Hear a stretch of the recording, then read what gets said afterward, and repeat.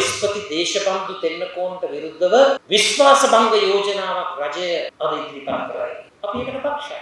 අපි ඒකට අතඋස්සන. ඒ මොකද දේශබන්දු තෙන්නකෝන්ට විරුද්ධව අපි විශ්වාස භංගත්වයේ ඉදිරිපත් කරේ පහුගිය රජයේ කාලේ. අපි තමයි ව්‍යවස්ථා සභාව තුල දේශබන්දු තෙන්නකෝන් පොලිස්පති කරනවට විරුද්ධව අපේ ඡන්දය පාවිච්චි කරේ. සම්පත් ලීසින් පොලිය අඩුම පහසුම ලීසින් ගන්න විශ්වසනීය සම්පත් බැංකුව වෙත එන්න. හැබැයි එකක් මේ රජයට කියන්නට ඕන. දේශබන්දු තෙන්නකෝන් පොලිස්පති හැටියට පත් කරේ ආණ්ඩු ක්‍රම ව්‍යවස්ථාව උල්ලංඝනය කර. ඒ ව්‍යවස්ථාව කඩකිරීමේ මහා කුමන්ත්‍රණයට හිටපු ජනාධිපතිවරයා වග කියන්නට ඕන. හිටපු කතානායකවරයා වග කියන්නට ඕන.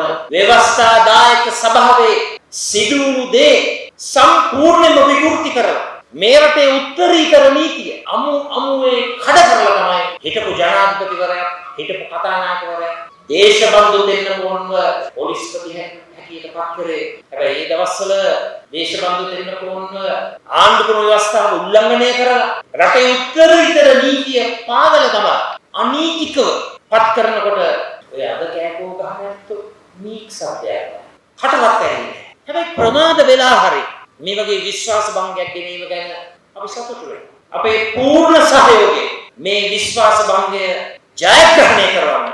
දේශබන්දු තෙන්නකෝන් ඔහුගේ තනතුර අහිමි වෙන ආකාරයට මේ විශ්වාස භංගය ජයග්‍රහණය කරවන්නට විපක්ෂයේ අපේ නොසුදු සහයෝගය ලබා දෙනවා කියන එක මම මේ අවස්ථාවේ කියනවා. ඒක මොකද ඒක අපිට අලුත් දෙයක් නෙවෙයි. ඔහු පත් කරනකොට ව්‍යවස්ථා දායක සභාව තුළ ඉඳගෙන ඒක විරුද්ධව කට්ටිය කරා. Conquer the world after A-levels.